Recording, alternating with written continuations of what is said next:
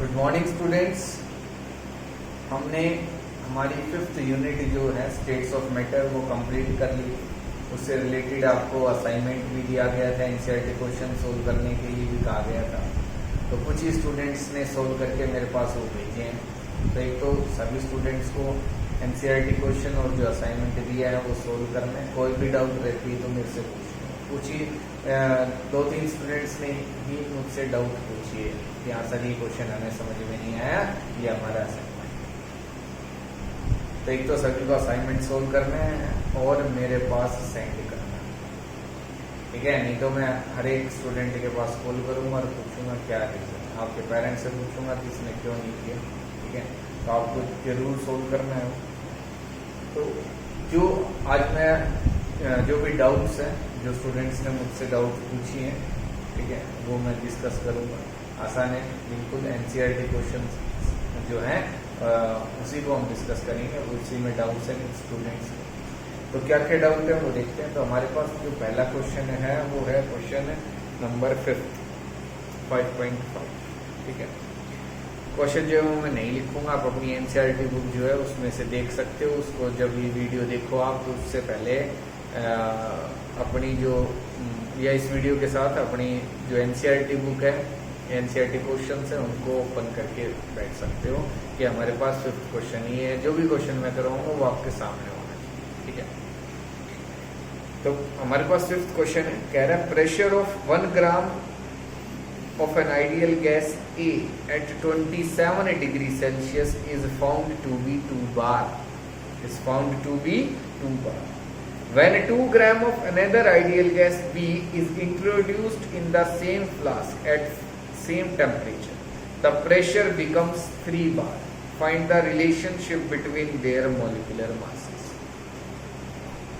Question number 5.5. क्या कह रहा है? दो गैसेज हैं ए एंड बी। इसका ये हमने ली है 1 ग्राम और ये हमने ली है 2 ग्राम, ठीक है। कह रहा है 1 gram of an ideal gas A, ठीक है, and 2 gram of another ideal gas B. तो ये 1 ग्राम है, ये 2 ग्राम। इसका जो प्रेशर है वो हमने दे रखा है 1 बार, ठीक है। और ये एक वेसल के अंदर स्टोर है, मतलब कोई भी वेसल है जिसका वॉल्यूम हमने मान लिया V।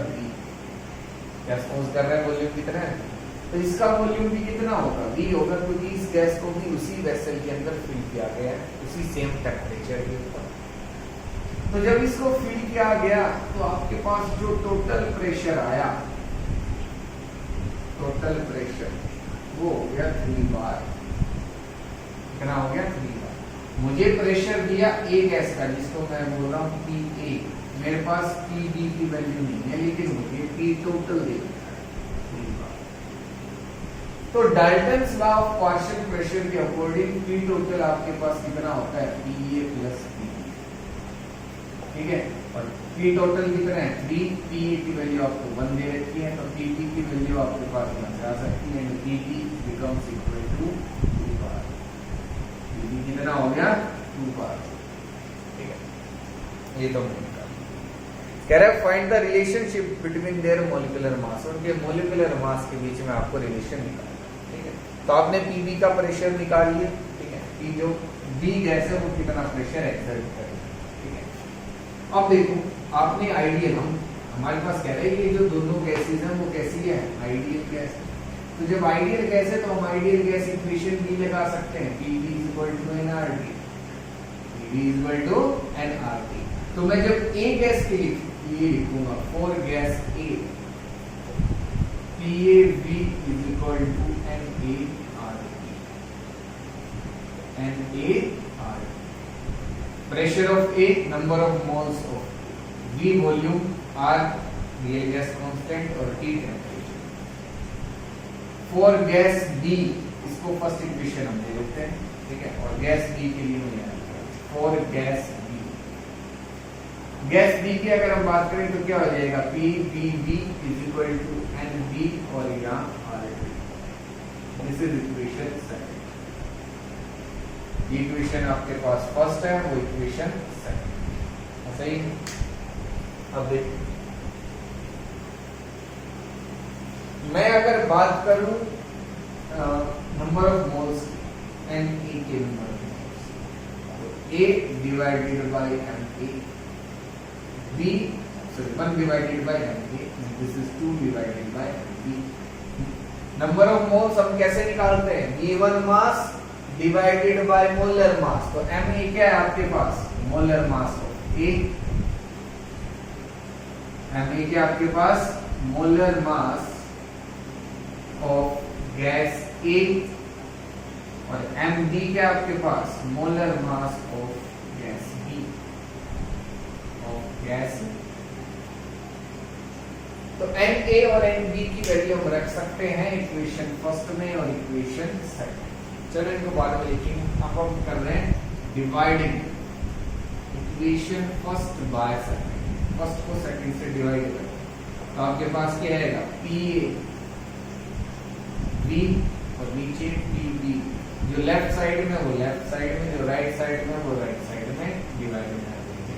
N A R T divided by n B, R T से आर टी कैंसिल, बी से बी कैंसिल। सही है? क्या बच गया आपके पास? P A upon P B is equal to n A upon n. और एन ए की वैल्यू आपको पता है कितनी है? This is 1 upon M A and this is 2 upon M A. तो यहां से P A upon P B, P A upon P B. ये चलो पी ए की वैल्यू आपको पता है, प्रेशर ऑफ गैस ए 1 था, प्रेशर ऑफ गैस बी 2 था।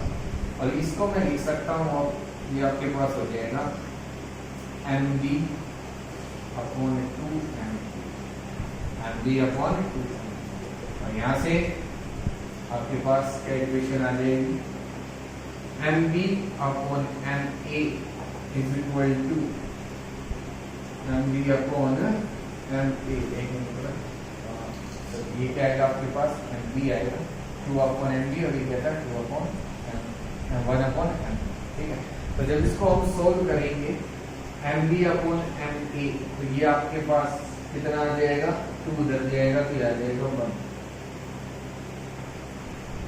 तो हमारे पास जो वैल्यू आई है, ठीक है, वो हो जाएगी M B upon M A, और ये हो जाएगा M B is equal to, मतलब दोनों का जो मोलर मास है वो सेम, दोनों का जो मोलर मास है वो क्या है? सेम। एक मिनट, हमने जो इक्वेशन सॉरी अब हमने जो सॉरी गलती हो गई हमसे, कि हमने प्रेशर ऑफ ए जो है ना वो 1 लिखा था, प्रेशर ऑफ ए जो है वो 2 के बराबर है, और प्रेशर ऑफ बी जो है फिर वो आपके पास 1 है, क्योंकि पी टोटल आपके पास कितना था? 3 बार। तो यहाँ से हम पी बी की जो वैल्यू निकालेंगे, पी ए हमने 1 लिखा था, वहां 2 है। ठीक है, तो अब आप ये बस ये गलती हो गई। ठीक है, तो हमारा आंसर ये आ रहा है। अगर हम सही वैल्यू रखते हैं तो आपकी यहाँ 2 आएगा, जो इधर बनाएगा। तो यहाँ से जो आपके पास इक्वेशन बनेगी वो होगी M B upon M A is equal to 4 upon. तो यहाँ से मैं लिख सकता हूँ M B is equal to 4 M B is equal to 4। ये आपका, ठीक है। तो जस्ट इसको चेंज कर लेना, ये मैंने 1 लिख दिया था, यहाँ आपके पास पी ए की वैल्यू, ठीक है। तो हमारी ये आंसर आ जाएगा। अगर इसी तरीके से जब हम पी ए को 1 लिख के सोल्व कर रहे हैं तो दोनों की वैल्यू बराबर है, ठीक है। तो वो इसमें वो नहीं है, कैसे भी एग्जाम में वो चेंज भी कर सकता है, ठीक है। तो बस जिस आपको प्रोसेस पता होना चाहिए कि हम क्या मेथड यूज करें, ठीक है। तो ये तो बात होगी 5.5 क्वेश्चन की, 5th क्वेश्चन की। नेक्स्ट क्वेश्चन देखते हैं कौन सा है हमारे पास। नेक्स्ट क्वेश्चन है हमारे पास क्वेश्चन नंबर 5.10। कौन सा क्वेश्चन है? 5.10। कह रहा है 34.0 ml of phosphorus vapour weigh 0.0625 gram, मतलब उनका वेट कितना है? 0.0625 gram at 546 degree Celsius and 1 bar pressure. What is the molar mass of phosphorus? आपको मोलर मास बताना है किसका? फॉस्फोरस। तो देखो क्या क्या हमें गिवन है। एक तो हमें वॉल्यूम दे रखा है कितना? 34.05 और मास दे रखा है हमें ठीक है, D1 मास मतलब इसको हम वेट से रिप्रेजेंट करते हैं W। ये हमें दे रखा है 0.0625। सबसे पहले आपको ये फाइंड आउट करना है कि आपको D1 क्या है, और आपको टेम्परेचर दे रखा है 546 डिग्री सेल्सियस एंड प्रेशर दे रखा है 1 बार प्रेशर। तो क्या पूछ रहा है, मोलर मास पूछ रहा है आपसे, ठीक है, मतलब m की वैल्यू पूछ रहा है, मोलर मास चाहिए आपके पास, मोलर। ठीक है, तो देखो हम इक्वेशन यूज कर सकते हैं ideal gas equation, EB = nRT। EB n की वैल्यू क्या होती है, D1 mass divided by molar मास और R। तो यहाँ से आपके पास मोलर मास आ जाएगा W × R × T divided by P × अब ये सारी वैल्यू आपको ठीक है, चेंज क्या करना है, टेम्परेचर को केल्विन में चेंज करना है। 273 ऐड करते हैं तो 819 केल्विन, कितना आ जाएगा 819 केल्विन।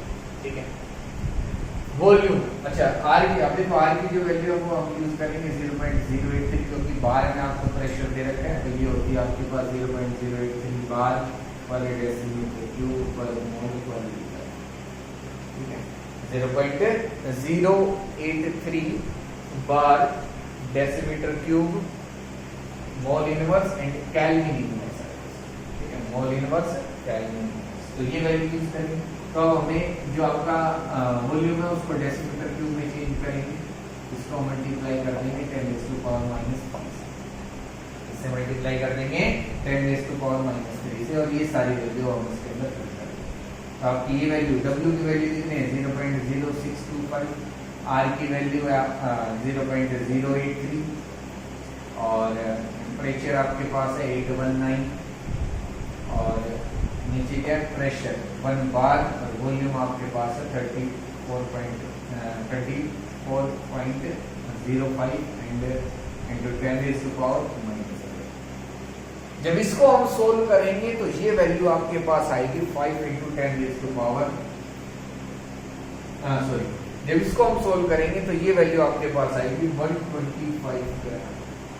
कितनी आ जाएगी 125 ग्राम। तो ये आपके पास क्या आ गया, मोलर मास आ गया। बस ये तो फाइंड आउट करना था, m की वैल्यू निकालनी थी, इसको जब सोल्व करेंगे आपके पास वैल्यू आ जाएगी 120। यही है बस आपके पास, ठीक है, ज़्यादा इसमें वो नहीं था। R की वैल्यू सही पुट करनी है आपको, इसको सही डेसिमीटर क्यूब में चेंज करेंगे, तब आपका जो आंसर है वो सही आएगा। ठीक है, तो ये क्वेश्चन था आपका 5.8। अब R की वैल्यू हो सकता है आपने गलत रखी हो, या टेम्परेचर को केल्विन में चेंज नहीं किया हो, या वॉल्यूम को डेसिमीटर क्यूब में चेंज नहीं किया हो। ठीक है, इस तरीके से हमें इस क्वेश्चन को करना, तो आसान है। अब नेक्स्ट क्वेश्चन देखते हैं क्या हमारे पास। नेक्स्ट क्वेश्चन है हमारे पास 5.16, 16th क्वेश्चन। क्या कह रहे हैं, काफी इंपॉर्टेंट क्वेश्चन है। Payload is defined as the difference between the mass of the displaced air and the mass of the balloon. Calculate payload when a balloon of radius 10 meter and mass 100 kg is filled with helium at 1.66 bar at 27 degree Celsius। और density दे रखी है आपको, R की value दे रखी है, क्या use करें, क्या मतलब है, कह रहा है पेलोड।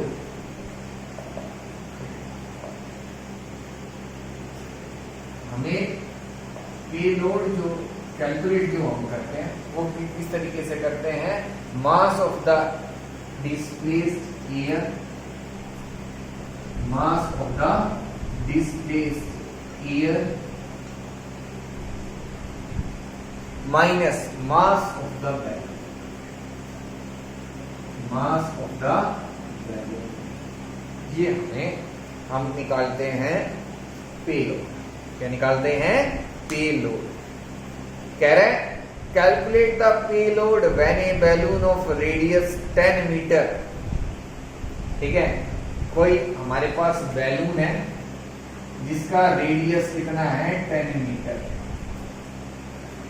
कह रहे हैं उसके अंदर हमने हीलियम गैस और इसका मास हमें दे रखा है 100 kg और हमने इसके अंदर हीलियम गैस भर दी with a pressure of 1.66 bar, temperature 27 degree Celsius. ये हमारे पास है 300 केल्विन। हमने इसके अंदर गैस डाला तो कह रहा है पेलोड कैलकुलेट करो। तो पेलोड कैलकुलेट करने के लिए मुझे निकालना पड़ेगा मास ऑफ द डिस्प्लेस्ड, कि जब मैं हीलियम गैस भरूंगा तो कितनी जो एयर है वो डिस्प्लेस होगी, या हम कह सकते हैं कि ये जो पूरा बैलून है ये कितनी एयर को डिस्प्लेस कर देगा। पहले तो मुझे वो निकालना है और मास ऑफ बैलून मुझे दे रखा है 100 kg, ये माइनस कर दूंगा तो मेरे पास क्या आ जाएगा, पेलोड। क्या आ जाएगा, पेलोड। ठीक है, तो देखो कैसे करेंगे। देखो मास ऑफ द बैलून, लेकिन जब हमने हीलियम गैस भर दी तब भी कुछ मास है वो चेंज हो जाएगा। मास ऑफ द बैलून है मतलब जब एयर फिल कर दी तो उसके बाद कितना मास है हमें वो भी देखना पड़ेगा। तो सबसे पहले तो मैं निकालता हूं वॉल्यूम ऑफ बैलून। बैलून जो है वो एक स्फीयर होता है तो इसका जो वॉल्यूम है वो आएगा 4/3 पाई आर। 4/3 pi are. पाई और आर की वैल्यू हमें दे रखी है 10⁻⁴। तो जब इसको हम सोल्व करेंगे तो ये वैल्यू आपके पास आ जाएगी 4190। कितने आ जाएगी, 4190.5 मीटर। ये आ गया, क्या आ गया आपके पास, वॉल्यूम ऑफ द बैलून। तो volume of the helium filled at 27 degree Celsius and 1 bar pressure. तो देखो ये मेरे पास है volume of balloon. Volume of मैं जो एयर फिल कर रहा हूँ किसके अंदर कर रहा हूँ, बैलून के अंदर ही। और सॉरी जो हीलियम गैस फिल कर रहा हूँ वो किसके अंदर कर रहा हूँ, बैलून के अंदर। तो वॉल्यूम जो होगा हीलियम गैस का वो भी इतना ही हो जाएगा 4190.5 मीटर। अब मुझे क्या निकालना है, मास निकालना है। क्या निकालना है, मास निकालना है। किसका, हीलियम का। कि जब मैंने इतनी हीलियम उसके अंदर फिल कर दी तो उसका मास कितना हो जाएगा और वो हम निकालेंगे Pv = nRT। तो n की वैल्यू कितनी होगी आपके पास, W/m और RT, given mass divided by molar mass. तो मुझे यहाँ से W की वैल्यू निकालनी है। W की वैल्यू कितनी आ जाएगी, Pv × m divided by R। ऐसा ही है, किसकी वैल्यू निकाली मैंने, W। तो जो भी वैल्यू है वो पुट कर देंगे। प्रेशर आपको दे रखा है 1.66, वॉल्यूम आपने निकाल लिया 4190.5 और मास जो है आपको पता है, ठीक है, जो मोलर मास है वो आपके पास जो हीलियम का है वो जो हीलियम का जो मास आपके पास वो होता है 4 ग्राम होता है। कितना होता है, 4 ग्राम। तो इसको जब हम कन्वर्ट करेंगे, मोलर मास जो होता है, मोलर मास m की जो वैल्यू है वो होती है 4 ग्राम पर मोल। जैसे ऑक्सीजन के लिए हम लिखते हैं 16 ग्राम, सल्फर के लिए 32 होती है, सोडियम के लिए 23 होती है। इसी तरीके से हीलियम के लिए जो होती है, इसके लिए ये हीलियम 4 ग्राम पर मोल। इसको हमने kg में कन्वर्ट कर दिया था, 4 × 10⁻³ kg पर मोल। नीचे R की वैल्यू हमने दे रखी है 0.0883 और टेम्परेचर हो गया 300 केल्विन। तो यहाँ से जब मैं W की वैल्यू कैलकुलेट करूंगा तो मेरे पास ये वैल्यू आ जाएगी 1117.5 मास ऑफ हीलियम गैस। क्या आ गया ये, mass of helium gas, mass of helium. ठीक है, मेरे पास वॉल्यूम था, मैंने मास कैलकुलेट कर। अब मास ऑफ बैलून कितना हो जाएगा, mass of balloon, mass of the helium 1117.5 plus 100। जो बैलून का मास दे रखा है 100 है, उसमें इतनी हीलियम गैस फिल कर दी तो मास कितना हो जाएगा 1217.5। ये मास ऑफ द बैलून। क्या हो गया, मास ऑफ द बैलून। तो सबसे पहले मैंने ये फाइंड आउट किया कि कितना मास है बैलून का। अब मुझे फाइंड आउट करना है कि कितनी एयर डिस्प्लेस्ड हुई है। तो जो डिस्प्लेस्ड एयर है, क्या आपके पास है डिस्प्लेस्ड एयर, ठीक है, हमें वो कैलकुलेट करना है। तो वो कैसे हम कैलकुलेट करेंगे, उसका मास कैसे कैलकुलेट करेंगे कि mass of the displaced air, जो एयर डिस्प्लेस होगी पूरे बैलून से वो कितनी होगी, तो उसको हम कैसे करेंगे, ये आपके पास आएगा volume into density, volume into density, कि कितना तो वॉल्यूम है और उसको अगर मैं डेंसिटी से मल्टीप्लाई कर दूं तो आपका जो आंसर है वो आ जाएगा। तो हमने वॉल्यूम देखो, मेरे डेंसिटी जो है इसके बराबर होती है मास अपॉन वॉल्यूम। तो मुझे डेंसिटी दे रखी है, कितनी दे रखी है आपके पास 1.2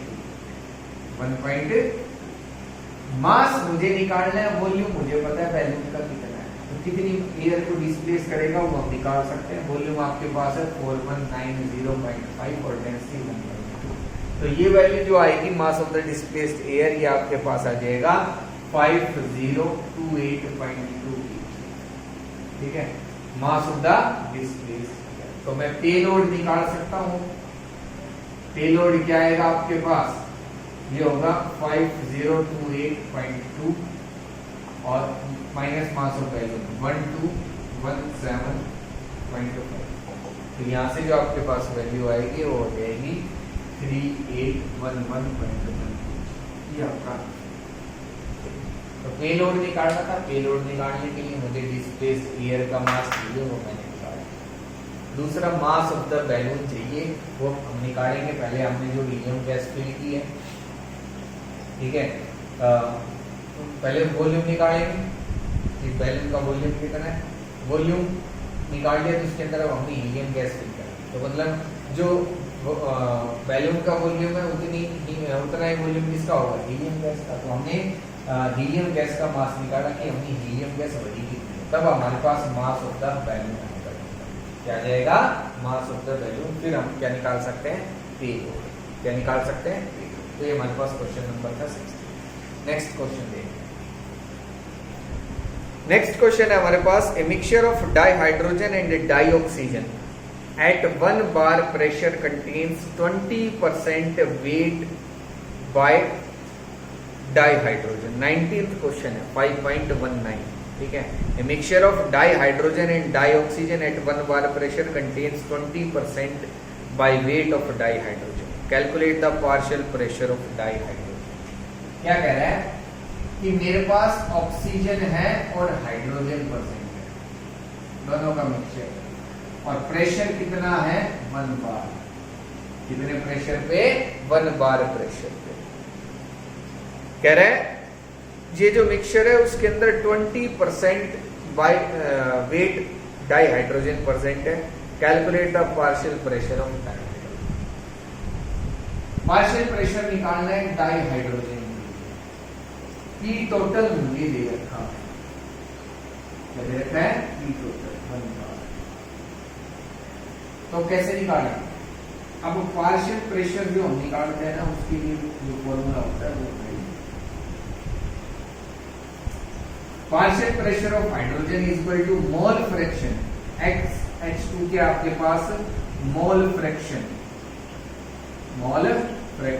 ऑफ हाइड्रोजन ऑफ H2। और ये कैसे निकालेंगे, number of moles N of H2 divided by N of H2 plus N of number of moles of oxygen and number of moles of hydrogen। इनको ऐड कर देंगे और नंबर ऑफ मोल्स ऊपर किसके रहेंगे, हाइड्रोजन। तो ये सब कैसे कैलकुलेट करेंगे वो देखते हैं। हमें कह रहा है 20% बाय वेट या मास भी कह सकते हैं, 20% by weight mass of hydrogen. Hydrogen हमारे पास कितने, 20% बाय वेट या 20% बाय मास।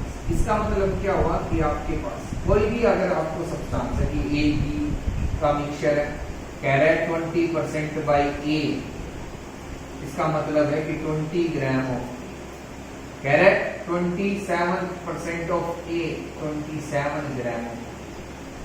ये जो टोटल मिक्सचर है उसका मास है 100 ग्राम, उसके अंदर जो हाइड्रोजन है वो कितनी होगी 20 ग्राम। तो it means that is 20 gram of hydrogen H2 is present